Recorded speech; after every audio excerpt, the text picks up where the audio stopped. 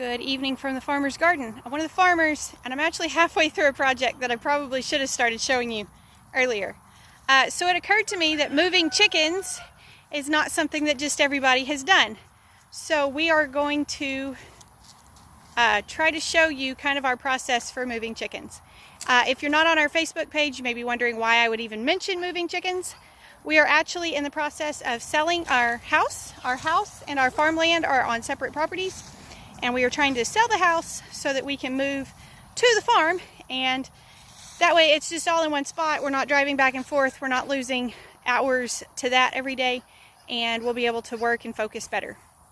So we have to move the chickens. Our big, beautiful, fabulous carport style chicken pen is staying here, and our very large greenhouse is staying here, but some of our smaller pieces are going with us. So we are taking apart this little guy. I can't remember if I did a video of putting this together or not. This was just literally a $300 greenhouse kit from Lowe's that we modified to turn into a chicken pen. So we have started taking it apart. I'll show you kind of the pieces that we have and how we'll be planning to move them. And then hopefully I can do this as a bit of a series and then show you how we select a new spot for them and putting it back together and our process for actually moving the chickens. So it is currently September 6th, and we're not moving the chickens until after we sell, so it could be that I don't finish this video for several weeks or months. But this is the first step in the process. Okay, so normally this has a green greenhouse plastic cover on it. It normally has a big, we call it the saloon wall. It's like the fake facade type wall that you see in the movies. You can see them laying on the ground over here. So normally these are stood up on either end and screwed to the frame to hold them up. So we took those down. We took the greenhouse plastic off, and we're about to take the chicken wire off. Y'all remember, I do not work with chicken wire. But again, this was a coop that we needed really, really quickly. We were hatching chicks, and we needed a coop quickly to hold the chicks, and so we kind of put this together cheaply and quickly. So we're taking this chicken wire off, and we will not reuse it later. We're gonna go back with 2x4 welded wire. That is my preferred covering. So this is pretty much the dismantled process. We also have to kind of study and see. We thought about just putting this whole frame on a flatbed trailer to move it, but we may have to take it apart. We just got to kind of see how sturdy it is like this to know if it would strap onto a trailer or not. But that's the teardown process. The plastic is folded up in a box over there. The walls are down, and it's just a matter of taking off the chicken wire and deciding whether or not we're dismantling the frame at this point. This may be some kind of new record for how long it takes me to do a video. We took our temporary chicken pen, our greenhouse chicken pen, apart about a month ago, and we have finally got it moved to the farm, and we're getting it set back up. So I want to just show you sort of our process for that. This is going to be over several days. We don't have all the materials here today, but I'll show you how we chose a site and that sort of thing for today. So this is, we call it our greenhouse chicken pen. It is literally like a $300 greenhouse kit from Lowe's. We're standing out here. We forgot a tape measure today. We're trying to remember exact dimensions. It's something like 10 by 20, something along those lines. So it's like a super flimsy aluminum frame, which is fine because once we get it all put together, it stays pretty sturdy. But this was actually purchased to be a very temporary solution when we were covered up in chicks this spring, and it's ending up being very handy as a way to move the chickens. So we've cleared a spot. Brandon got the dozer out, shoved trees out of the way. We made it fairly level, not super level, but decent. What we did is our main priority was water. So the well is right up there. There's actually guys working on it right now, and they probably don't want to be on YouTube. But we wanted to get close to water, so we're one good garden hose away from the water hose. And then our other thing out here is going to be predators. So if you've heard us talk about our chicken pen at the house, our great big, I love our pen right now. I'm kind of sad to move and leave it. If you've heard us talk about it, we don't have a predator issue at our house. The most problem we would have is if one of our dogs decided to do something stupid, and But we don't have coons or skunks or possums or anything like that. And we have all of those animals out here at the farmland. We have very large raccoons. We have a fox or two that we see on our game cameras. We've got possums and armadillos and skunks and all sorts of things. And all of those animals will eat chickens. So one of our big priorities with this pen versus our pen at the house is predator proofing. So our pen at home, again, it's perfectly safe. It's got things to keep dogs out and things like that, but it's not made for vermin. It's not made to keep those things out. So what we'll be doing, I'm inside the coop right now. What we'll do is we'll be covering all of this frame in mesh. We do not use chicken wire. I hate working with chicken wire. It's very flimsy. It's very hard to deal with. You can't stretch it. It breaks. It rusts, all the things. So we will not be using chicken wire except for on our end walls, just because we've already got it there. But we will be doubling it up with some other scraps of chicken wire that we have, and we'll be getting those ends put together better. But we'll be getting mesh to cover this in, and then it has the greenhouse plastic that goes over it to keep it dry. But we will show you all how all of that works over the next week. Hopefully we'll have it done this week, we'll see. This is possibly the longest YouTube process I've ever done. Started this like 4 or 5 weeks ago, maybe longer than that now. I'm working on the chicken coop again now. We are getting very close to moving the chickens, so I'm working on that. What I'm working on right now is an area to put our nest boxes. It's very windy, hopefully that's not making this video awful. I'm working on a place to put nest boxes. You can let your chickens just lay on the ground. There's nothing wrong with that. In fact, we have done that in several coops over the years. It works great. Eventually they pick a little spot and they lay there. But sometimes chickens are dumb, and sometimes they pick a low end of the coop or an end that maybe if it rains too much, the rain will come in, whatever. It doesn't always work out well. So what I'm doing, we have 2 nest boxes that will be moving, but I think I'm only going to put up space for 1. We've got around 80 chickens that are going to be going in this coop.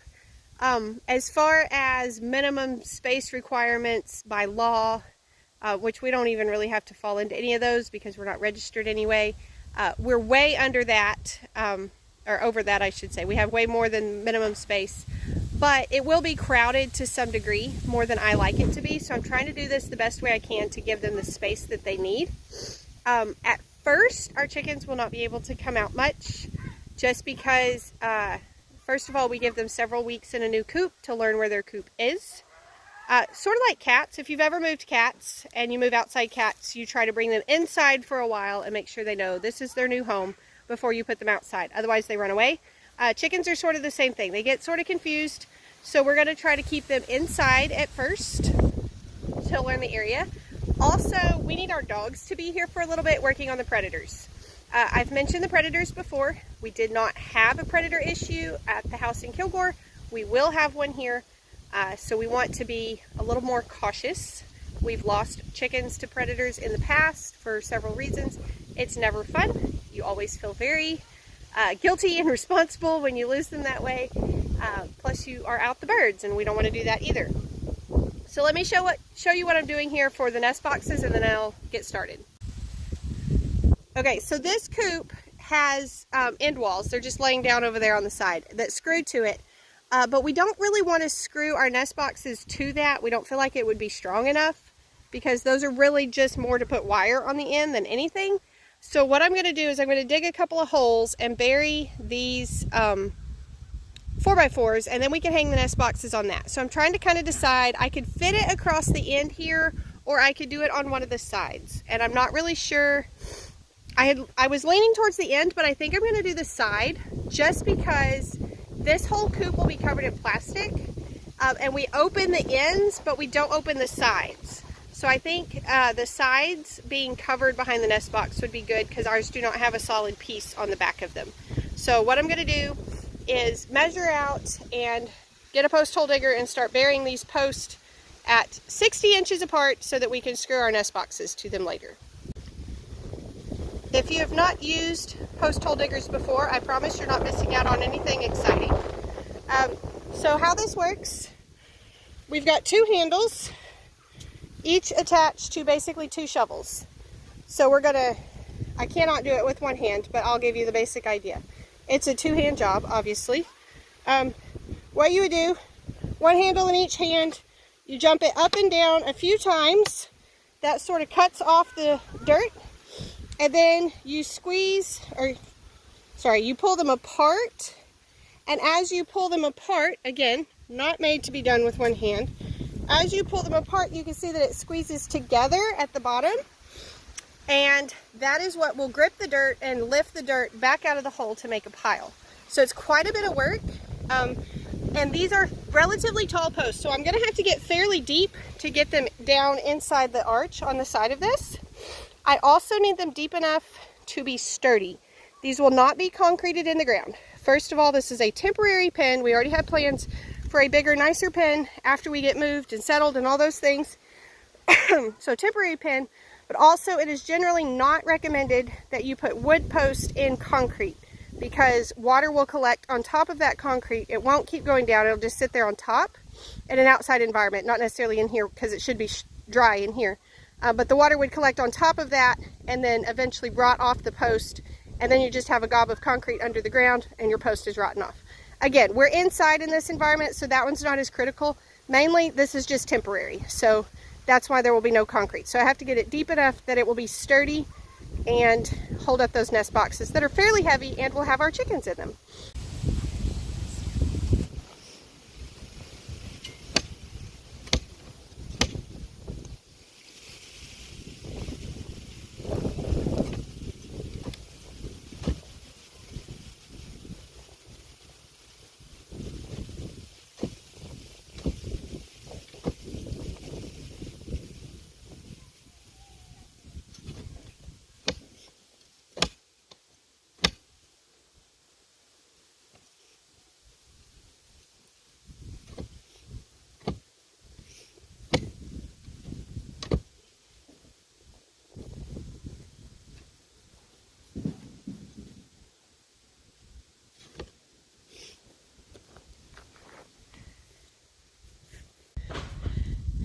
Okay, there's the first post.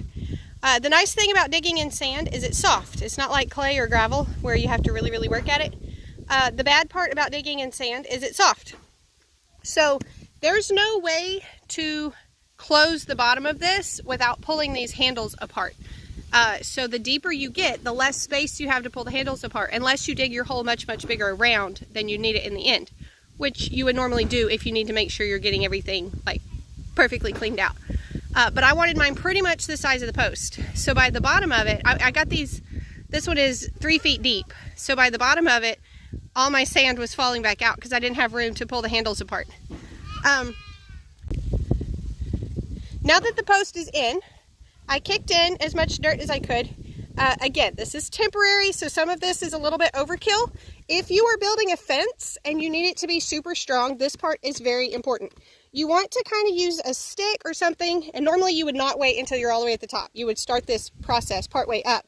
But this kind of breaks out any of those air pockets and everything in there and lets that dirt settle in more.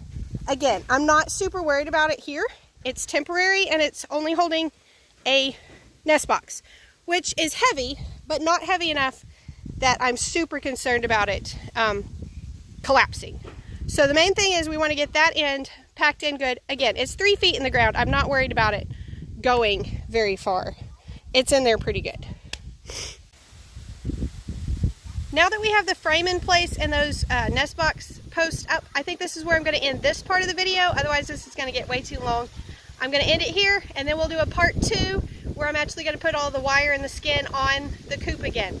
So remember, this is one that we've taken down from the house, moved it over here, we're putting it back up. This is temporary. Y'all have big plans for my next coop, but this is how we're going to move the chickens. Moving chickens is a whole different deal, and that's why I wanted to kind of let y'all in on how this goes. So we'll call this part 1, and I'm going to do part 2. I'll start it here in just a few minutes. Thank y'all for stopping by the farm. I hope you learned something. Y'all be sure and come back when you can stay longer.